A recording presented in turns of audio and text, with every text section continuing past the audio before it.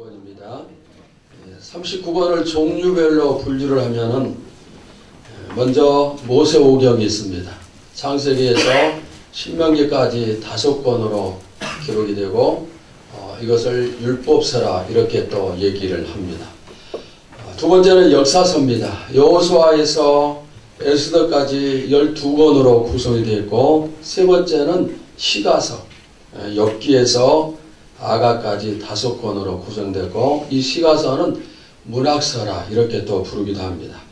그 다음에 마지막 네 번째 선지서입니다. 이사야에서 말라기까지 17권으로 구성이 되어 있습니다. 오늘 우리가 살필 내용은 역사서의 첫 번째 책 여호수아서입니다.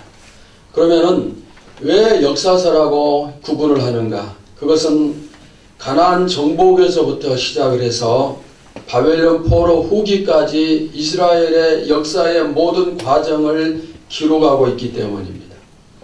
우리가 지난 시간에 신명기를 살폈죠. 이 신명기는 이스라엘 백성들이 광야 40년 생활을 끝내고 이제 가나안에 들어갈 모든 준비를 갖추면서 신명기가 막을 내렸습니다. 그리고 이제 여호수아서에 들어서는데, 이 여호수아서에는 가나안 점령이 시작이 되어집니다. 그 다음에 점령한 땅을 각 지파별로 나누는 분할의 또 내용이 기록되어 있고, 그리고 더 나아가서 여호수아가 죽음을 해서 이 여호수아서에 막을 내리게 됩니다. 오늘도 여러분들이 이 여호수아서 말씀을 통해서 은혜의 깊은 바닷속에 들어갈 수 있기를 축원합니다. 첫째는 기록 목적입니다. 왜 이 책이 기록되어졌는가? 두 가지를 살필 수 있는데, 먼저 하나님이 아브라함에게 약속하신 것이 있습니다. 어떤 것을 약속을 하셨습니까? 400년 동안 종노릇 한 다음에 해방되어 나오게 하시고 가나안 땅을 주시겠다는 약속입니다. 여호수아서는 그 약속이 이루어지는 것을 보여주는 그런 책입니다. 하나님은 약속하신 것을 반드시 이루시는 분이십니다. 또 이 약속이 이루어지도록 모든 돕는 행위를 하시는 분이 바로 하나님이십니다. 바로 이것이 바로 여호수아서의 기록의 목적이에요. 약속을 이루시는 하나님, 또 약속을 이루기 위해서 돕는 하나님, 이것이 기록의 목적입니다. 여러분, 이 사실이 우리에게 얼마나 큰 힘이 되는지 모릅니다. 오늘도 하나님은 약속을 이루시는 분이십니다. 그리고 그 약속이 이루어지도록 모든 것을 행하시는 분이 바로 하나님이세요. 그러면은 그 약속이 이루어지는 것, 이렇게 하시는 것이 왜 우리에게 힘이 될까요? 왜 힘이 되겠습니까? 하나님이 우리의 약속도 이루시기 때문입니다. 하나님의 약속이 이루어지는 것은 환경과는 상관이 없습니다. 이스라엘 보시기 바랍니다. 400년 동안 종노릇을 했습니다. 400년 동안 종노릇 하면서 그들이 노예 삶을 살았는데 무슨 꿈을 꿀 수 있고 무슨 꿈을 가질 수가 있겠습니까? 설령 꿈을 꿀지라도 그것이 이루어질 수가 있겠어요? 본인들이 노예 생활을 하고 있고, 또 아버지가 노예 생활을 했고, 할아버지가 했고, 증조 할아버지가 또 그 위에 조상으로 계속 올라가면 계속해서 그분들이 노예 생활을 했어요. 그 기간이 무려 400여 년입니다. 그러니 어떤 꿈을 꿀 수가 있겠습니까? 역사학자들 가운데 이런 말을 하는 사람이 있습니다. 만약에 우리나라가 일본의 침략 아래 조금만 그 기간이 길어졌다면 우리 민족의 정체성이나 언어, 역사 모든 것을 다 잃어버리고 자연스럽게 일본에 동화됐을 것이다. 즉 우리가 일본 민족이라는 사실을 믿게 되고 일본 백성이라는 사실을 믿게 된다는 것이죠. 조금만 더 일본의 지배를 많이 받았다면 그렇게 될 거라고 얘기를 하는 학자들이 있습니다. 그런데 400년이면은 이들은 애국 사람이 다 됐어요. 뭐 대구도 얼마든지 남죠. 또 남은 기간도 평생 동안 뿐만 아니라 자손들 대대로 노예 생활을 해야 된다는 것, 바로 이런 마음이 그들의 마음속에 가득 채워졌을 겁니다. 그러니 이런 상황에서 무슨 해방을 꿈을 꿀 수가 있겠어요. 그런데 그런 상황에서 해방이 이루어졌습니다. 그리고 이 해방이 이루어졌을 때 그들이 어떤 꿈을 꾸었을까요? 꿈도 꾸지 못한 해방이 이루어지니 그 다음부터 꿈이 아주 많았을 겁니다. 그런데 해방 이후에 어떤 삶을 살았습니까? 해방이 되면 지긋지긋한 노예 생활이 끝이 나고 이제는 편히 살고 풍성하게 살고 자유를 만끽하면서 사람답게 살 수 있겠다. 이런 기대가 차고 넘쳤는데 앵걸 광야의 생활이 기다렸어요. 그리고 이 광야의 생활은 어쩌면 애굽의 생활보다도 더 못한 그런 생활이었습니다. 그때 백성들의 참담함이 어땠을까요? 400년 동안 이어오고 그리고 40년 동안 노예 생활보다 더 못한 광야 생활을 하고 어떤 상황이었을까요? 그런데 그들은 가나안에 들어가요. 이런 상황에서 도저히 꿈을 꿀 수 없는 그런 상황에서 그들이 가나안 땅에 들어가게 됩니다. 오늘 우리가 힘들어도 참고 그리고 내일을 소망하는 것은 어떤 이유 때문입니까? 내일에 대한 기대가 있기 때문에 그래요. 내일은 하나님이 오늘보다 더 잘되게 하실 것이고 더 좋은 복을 많이 주실 것이고 우리의 삶이 더 나아질 것이다. 우리의 형편이 더 좋아질 것이다. 이런 미래에 대한 소망이 있기 때문에 오늘 힘들어도 우리가 견딜 수가 있죠. 그런데 드디어 내일이 됐어요. 내일이 되고 삶을 살아가는데 어제보다 더 못하는 거예요. 소망이 넘치고 꿈이 넘친 그런 날이 다가왔는데 더 힘들다 이 말입니다. 그때 어떻게 될까요? 더 이상 어떤 소망도 가지지 못하고 이제는 모든 것을 포기할 수밖에 없을 것입니다. 그런데 이스라엘 백성들도 그 상황을 견디고 거쳐왔지만은 결국에 가나안 땅에 들어갔습니다. 이것은 바로 기적 중의 기적입니다. 환경이 좋아서 들어간 건 아니에요. 환경은 가장 나빴죠. 갈수록 더 나쁜 환경이었지만은 그러나 들어갔어요. 그러면은 어떻게 해서 이스라엘 백성들이 이러한 기적을 체험할 수 있었는가? 그 이유는 딱 하나예요. 하나님의 언약이에요. 하나님이 약속하셨습니다. 그리고 그 약속을 하나님께서 이루신 것입니다. 오늘 이 사실이 저와 여러분에게 큰 힘을 줌을 믿습니다. 하나님께서는 믿는 자에게 많은 약속을 주세요. 성경을 보시면은 우리에게 하신 약속들이 수없이 많이 있어요. 그리고 그 외에도 개인적으로 또 가정이나 교회에 주신 그런 약속들도 너무너무 많이 있습니다. 우리가 이 약속을 받을 때 믿음으로 기도하죠. 그리고 기다립니다. 그런데 문제는 뭡니까? 아무리 기도하고 아무리 기다리지만은 환경을 보면은 정말 약속이 이루어질 그런 상황이 아니라는 사실이에요. 갈수록 점점 더 어려워지고 갈수록 더 이 약속이 멀어지는 것 같고 400년 종노릇 40년 광야 생활 이보다 더 나쁜 환경은 어디에도 없겠죠. 그러나 하나님이 약속하셨기 때문에 가나안에 들어갔습니다. 여러분 우리도 가능해요. 우리 환경이 좋든 환경이 나쁘든 그것은 상관이 없습니다.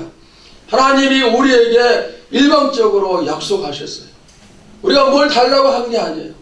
하나님 이거 주십시오. 우리가 내 마음대로 하나님과 약속한 게 아닙니다.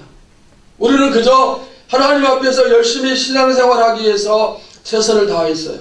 충성했을 뿐입니다. 그때 하나님이 우리의 충성을 귀하게 여기시고 내가 너희에게 또는 너희에게 이러이러한 약속을 하겠다. 이러이러한 축복을 주겠다. 하나님 일방적인 그런 약속을 하신 겁니다. 그리고 그 약속은 하나님이 하셨기 때문에 반드시 이루어진다는 사실입니다. 이스라엘의 가나안 입성을 보면서 여러분들이 이 꿈을 꼭 꾸시기를 바랍니다. 우리 교회도 주어진 약속이 참 많이 있습니다. 그 중에 하나 제가 소개하고 싶은 것은 에스겔 20장 6절의 말씀이에요. 우리 에스겔 20장 6절의 말씀 우리 다 같이 한번 함께 보도록 합시다. 시작.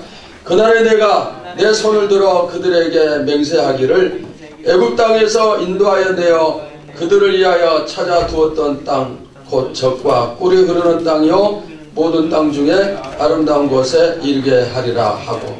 말씀 안 나왔어요? 예? 자, 이 말씀은 우리 2001년도에 사도행전 프로젝트 1차를 시작하면서 하나님 우리에게 주신 축복의 말씀이에요.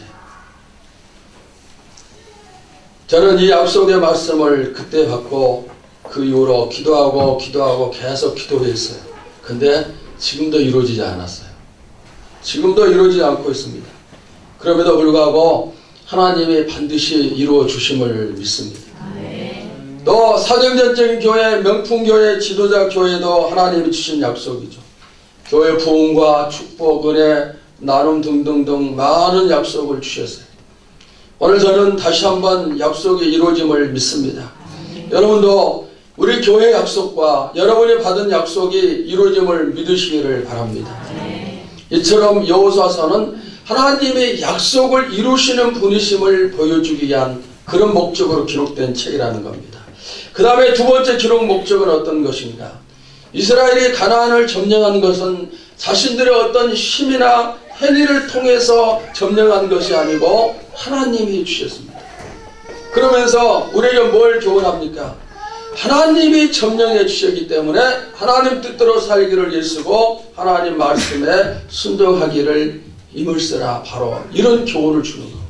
이런 목적으로 기록이 되어 있습니다. 여러분, 나의 나됨은 오직 하나님의 은혜임을 믿습니까? 하나님의 은혜로 가나안을 점령을 했습니다. 하나님의 은혜로 내가 구원을 받았습니다. 하나님의 은혜로 내가 이제까지 살 수 있었고 하나님의 은혜로 앞으로 우리가 계속 살 겁니다. 우리 가운데 하나님의 은혜가 없이 살 수 있는 사람은 한 사람도 없습니다. 우리에게 하나님의 은혜가 하루만 없다 할지라도 우리는 살 수가 없어요. 그렇게 살 수 있는 사람은 한 사람도 없을 거예요. 그렇다면 어떻게 해야 되겠어요? 앞으로도 더욱더 하나님을 의지하고 하나님의 은혜를 힘입어야 돼요. 또 우리가 이렇게 하나님의 은혜를 받기 위해서 살고 있다는 사실을 통해서 순종하고 그분의 뜻을 이루어 나가야 돼요. 우리 그리스도인들에게는 끊임없는 감사가 있어야 됩니다. 감사가 하나님의 뜻이기 때문에 억지로 감사하는 것이 아니라 정말 나에게 진짜 감사할 것이 차고 넘치기 때문에 늘 감사하라는 거예요. 하나님의 은혜 덕분에 내가 이날까지 살아왔고 구원을 받았다면 오로지 감사할 것뿐임을 믿습니다.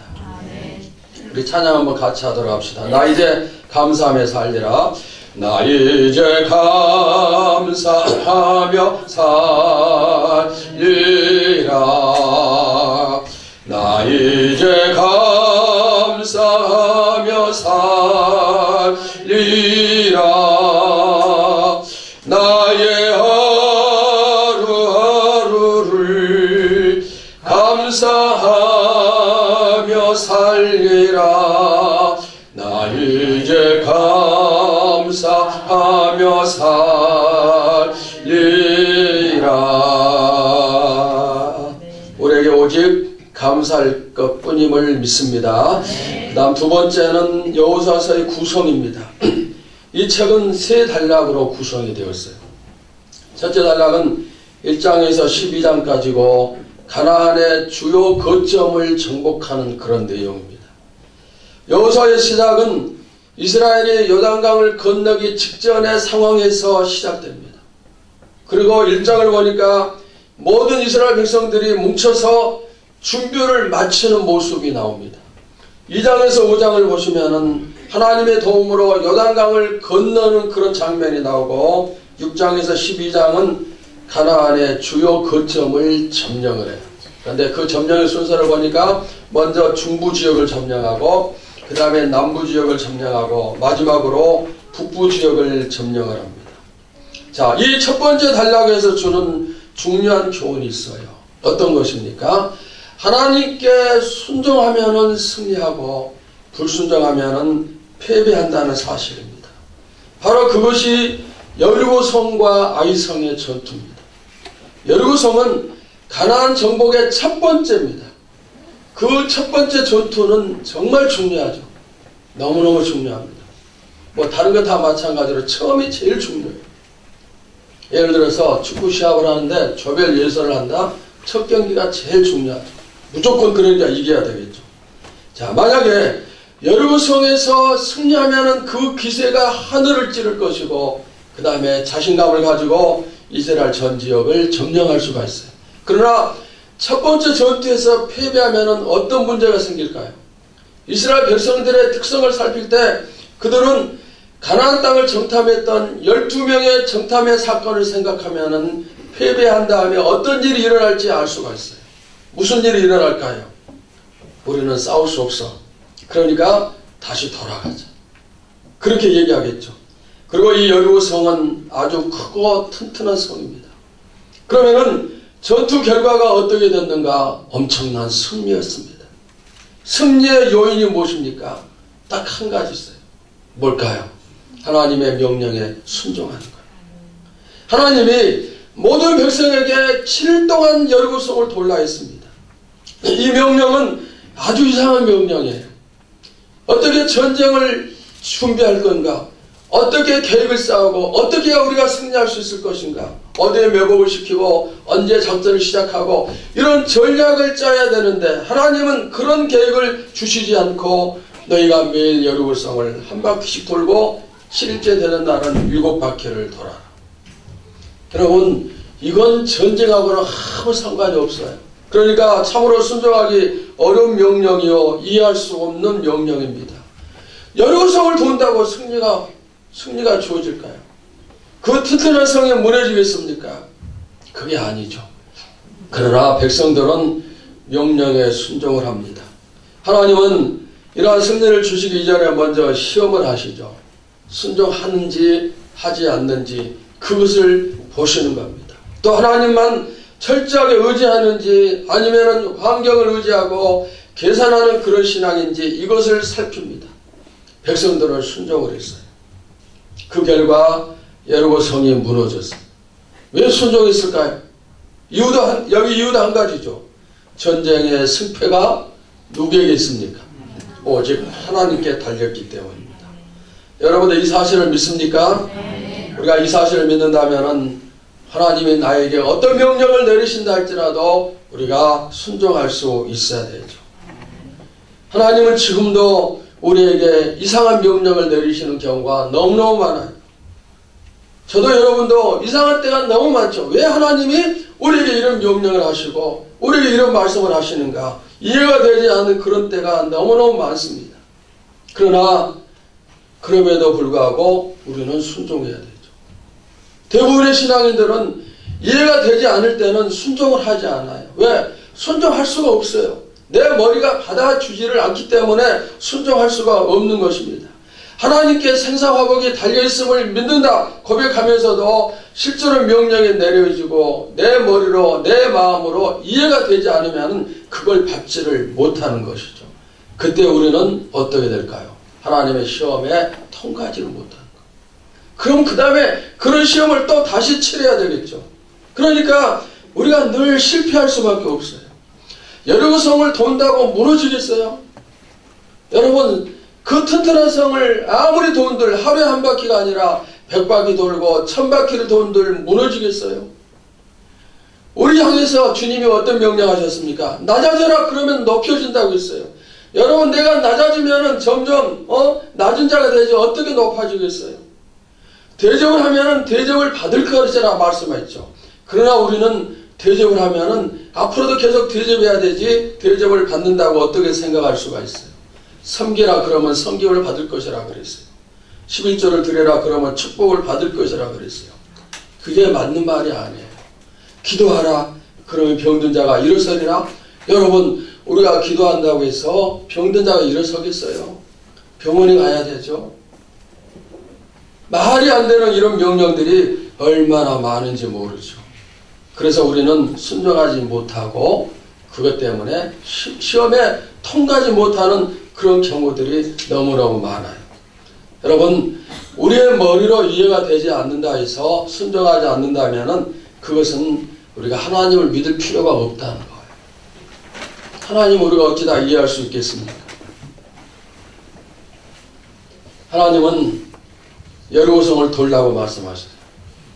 이스라엘 백성들은 이해가 되지 않지만 여리고 성을 돌았죠. 그 다음에 엄청난 승리를 주셨습니다. 이것 때문에, 바로 이런 이유 때문에 우리가 순종해야 된다는 것이죠. 그 이후에 아이성의 전투가 있죠. 아이성에서는 참패를 당합니다. 왜 패배를 당합니까? 하나님의 말씀에 불순종했기 때문에. 예루성을 점령을 하고 그 성에서 나오는 모든 재물을 하나님께 드리라 그랬습니다. 그런데 그 중에 한 사람, 아간이라는 사람이 금덩어리를 보고 탐욕이 생겨서 그것을 숨겼어요. 하나님이 성아 넘어갈까? 그것 때문에 아이성 전투에서 이스라엘 백성 36명이 죽음을 당하고 백성 전체가 통곡하면서 두려움과 슬픔에 빠지게 돼요. 한 사람의 불순종으로 인해서 한 나라 전체가 이런 아픔을 겪게 되는 것이죠. 금 한 덩어리와 외투 한 벌이 본인에게는 축복이 될 수가 있지만은, 그러나 하나님의 명령을 거역하면서까지 얻는 축복이라면은 그것이 무슨 축복이 되겠어요? 잠깐 그것을 숨겨놓고 있는 동안에는 마음이 좋았겠죠. 내가 이제 부자가 되겠다, 부자가 됐다, 그런 마음을 가지고 있겠지만 잠깐이에요. 하나님을 속일 수가 없고 그는 이제 이 아간은 저주를 받으면서 죽게 되는 거예요. 불순종한 결과 아이성에서는 이스라엘 백성들이 패배를 했습니다. 여러분, 이것이 바로 성경의 법칙이에요. 지금 내가 순종하면은 손해인 것 같지만은 순종을 했을 때 하나님이 결과를 좋게 하시고, 이것이 옳은 것 같아서 이것이 나에게 이익이 되는 것 같아서 그쪽으로 갔지만 그것이 하나님의 뜻과 다르다고 했을 때는 그 결과는 항상 패배라는 거예요. 그래서 우리는 하나님의 말씀에 순종해야 된다는 사실입니다. 이것을 여호수아서는 강조를 하고 있습니다. 여러분, 다시 말씀드리면 순종은 여리고성의 함락이요 불순종은 아이성의 패배입니다. 이것은 성경에 절대 변함없는 법칙 중에 법칙이에요. 그 다음에 두 번째 단락이 13장에서 21장입니다. 여기는 12지파의 영토 분할에 대한 내용이 나오는데, 자, 가나안의 점령의 모습을 보면은 먼저 중요한 지점, 거점 지역을 먼저 공격을 하고 그 지역을 정복을 합니다. 그래서 이스라엘 지역의 중요한 부분들을 전부 다 점령을 하는데, 그러는 사이에 여호수아의 나이가 많아졌어요. 죽을 때가 다가온 것이죠.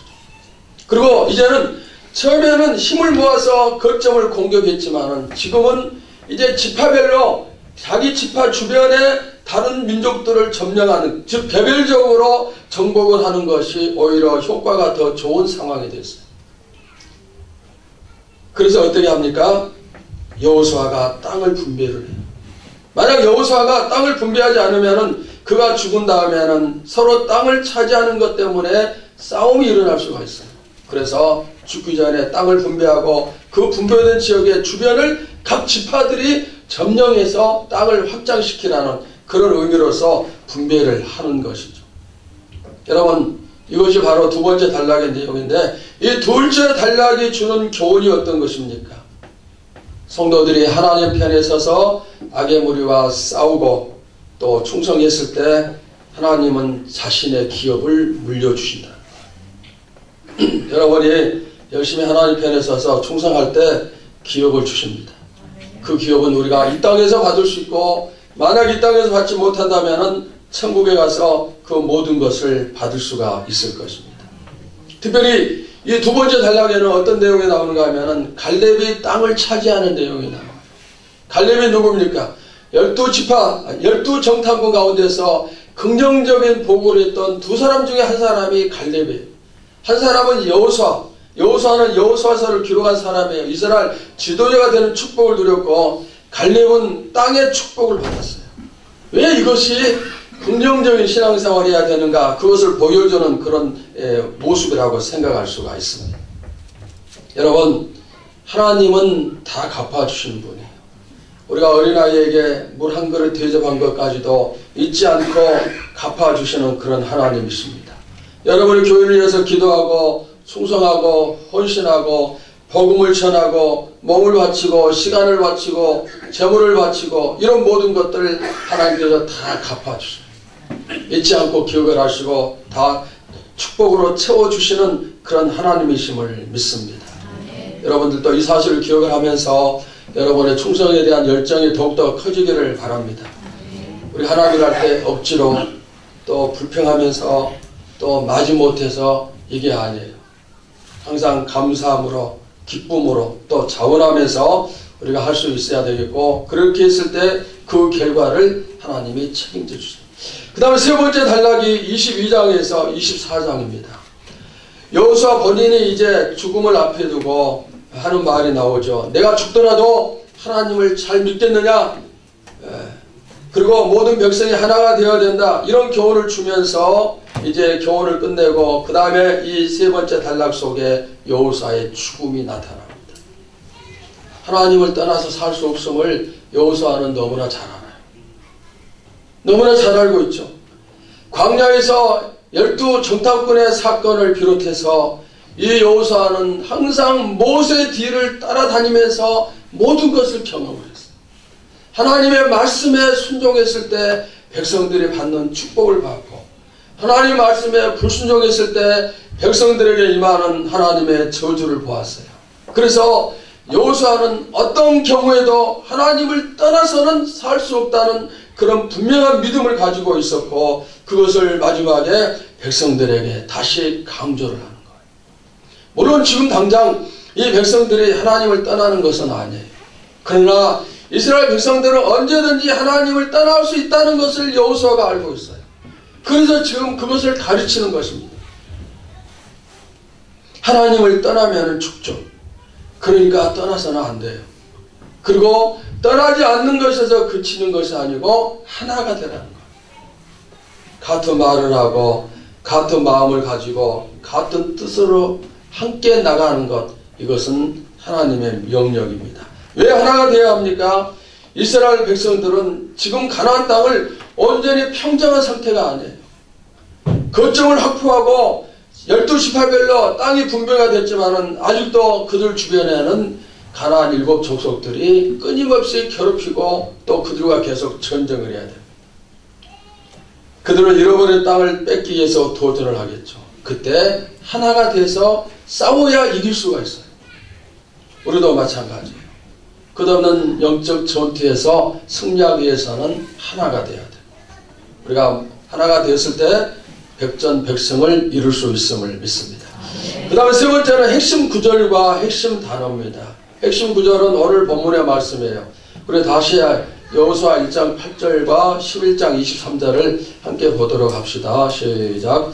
이 율법책을 내 입에서 떠나지 말게 하며 주야로 그것을 묵상하여 그 안에 기록된 대로 다 지켜 행하라. 그리하면 내 길이 평탄하게 될 것이며 내가 형통하리라. 자, 23절도 같이 봅시다. 시작.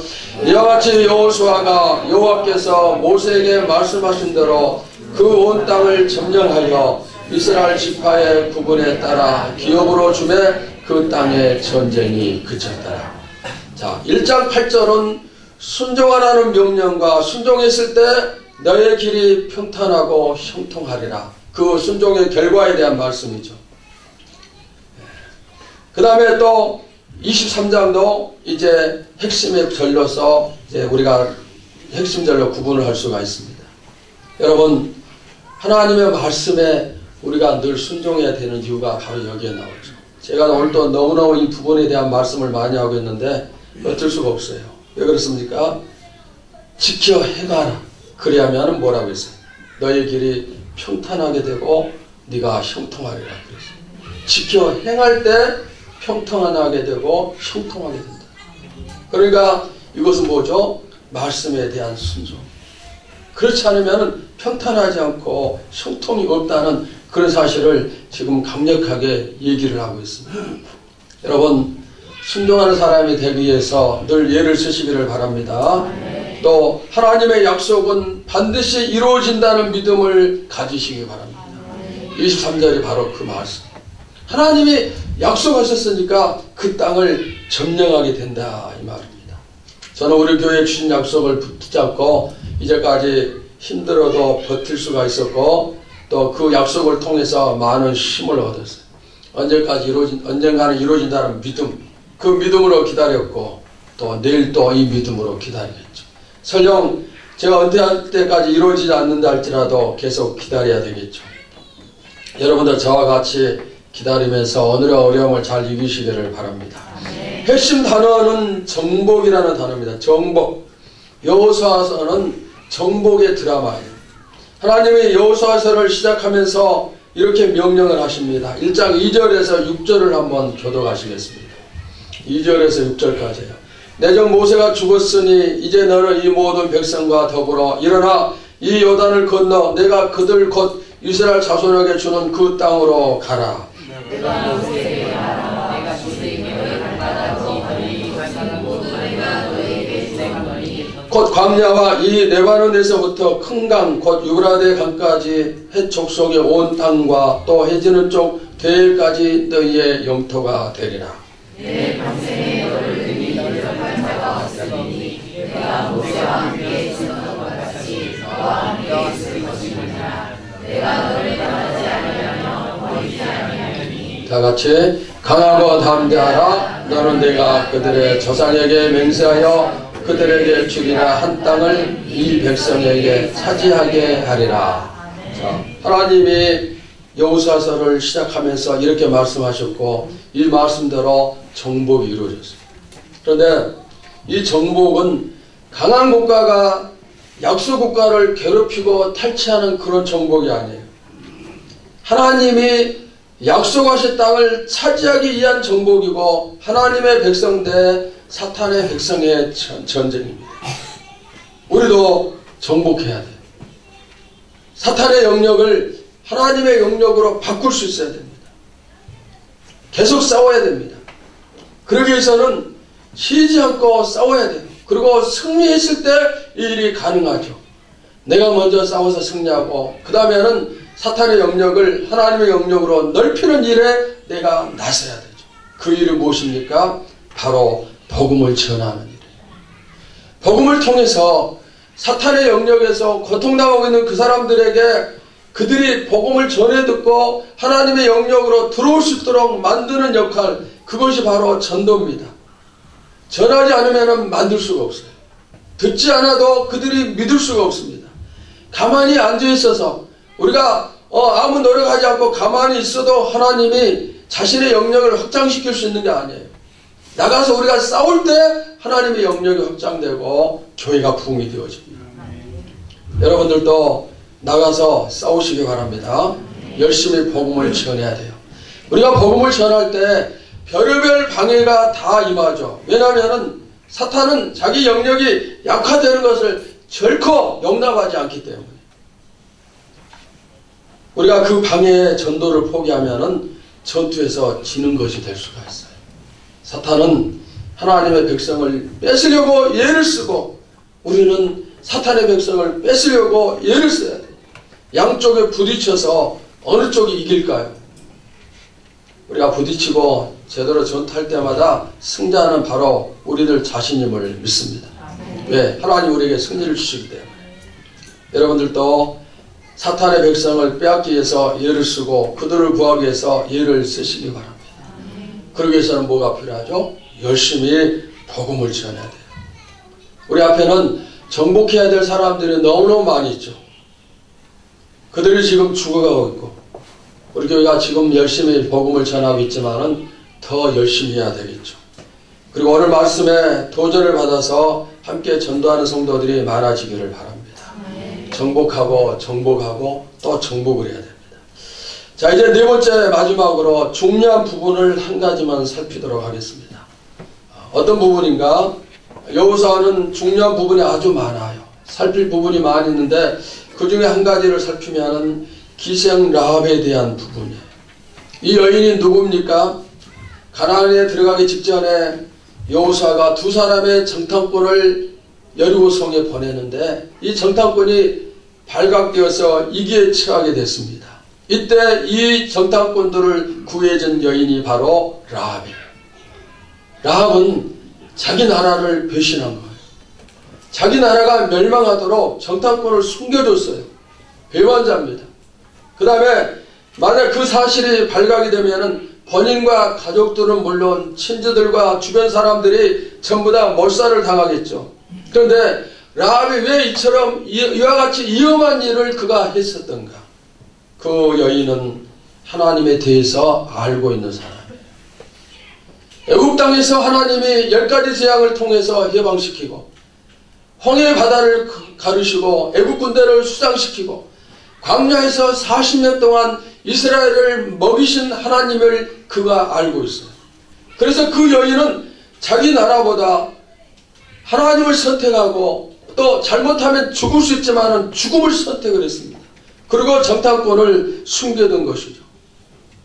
그로 인해서 정탐꾼들은 여호수아에게 가서 보고를 하고 여리고성의 점령의 디딤돌을 마련할 수가 있었습니다.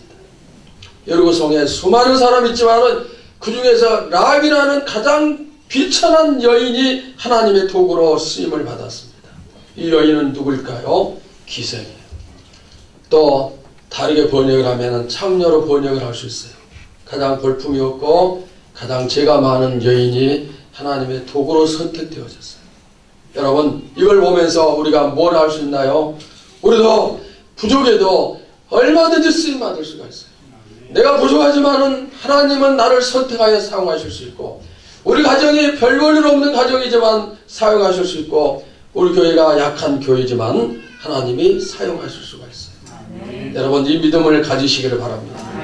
내가 못나고 부족하고 볼품없고 죄가 많아도 하나님 일을 할 수가 있어요. 하나님이 나를 사용하시고자 하실 때 여러분 절대로 거절하지 마세요. 우리는 이런 핑계를 많이 대죠. 진짜죠? 핑계가 아니고 나는 믿음이 부족해요. 아직 일할 수가 없습니다. 그런 믿음이 안 됩니다. 나는 아직 준비가 안 됐습니다. 나는 아직 시간을 낼 수가 없습니다. 우리가 여러 가지 이런 이유를 댈 수가 있어요. 그러나 하나님이 우리에게 명령하시고 우리를 도구로 선택하실 때 거절하는 것은 축복을 버리는 거예요. 정말 이런 일이 있어서는 안 된다는 사실이에요. 여러분, 거절하는 자가 되지 마시고 힘들어도 아멘 하면서 순종하는 성도가 되시기를 바랍니다. 심지 않고 어찌 거둘 수가 있을까요? 심은 만큼 거두게 됩니다. 후에 여리고성이 다 무너지죠. 모든 사람들이 다 죽임을 당할 때 라합과 그의 가족들과 그곳에 모인 사람들은 전부 다 구원을 받아요. 그리고 라합은 살몬이라는 남자를 만나 결혼을 하고 자녀를 낳았습니다. 살몬이 누구일까요? 두 정탐꾼 중에 한 사람일 가능성이 커요. 그 다음에 이 살몬을 통해서 자녀를 낳죠. 그 자녀가 누구인 줄 아세요? 보아스예요. 보아스가 누굽니까? 보아스가 누구일까요? 룻기 알죠? 룻기의 주인공 룻의 남편이 바로 보아스예요. 그리고 이 보아스는 다윗의 증조 할아버지가 되는 거예요. 그러니까 다윗의 증조 할아버지 이렇게 이런 축복을 이제 라합이 누리게 되는 거예요. 얼마나 복된 여인이죠. 그리고 이 여인은 더 나아가서 마태복음 보시면은 예수님의 족보에 이방 여인으로서 이름이 올라 있어요. 얼마나 큰 축복을 받았는지 모르죠. 하나님은 왜 이런 축복을 그 여인에게 주셨나요? 이유는 딱 하나예요. 하나님이 그녀를 사용하시고자 했을 때 아멘하고 순종했어요. 내가 죽기를 각오하고 순종을 했을 때 하나님이 그 희생을 귀하게 여기사 축복하십니다. 내 생명을 걸었더니 나를 내 생명을 살려주신 거예요. 내 모든 것을 잃을 것을 각오했더니 하나님이 엄청난 축복을 주시는 거예요.